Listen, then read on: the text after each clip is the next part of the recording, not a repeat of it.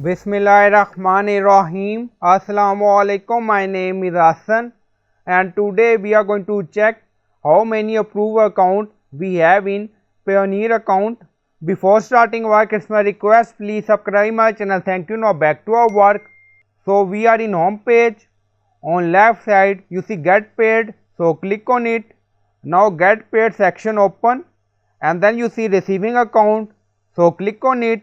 So we are in receiving account section and then you see approve account. We have two approve account, UK and USA. Now you see, if you want to add more approve account, then click on request account so you can apply. So currently we have two account. Go to home page again and on home page you see balance 5 and then you see euro, GBP, Australian dollar, but for now only two approve account we are using. So I hope you like this video. Please like, comment, share, subscribe. Thank you for watching.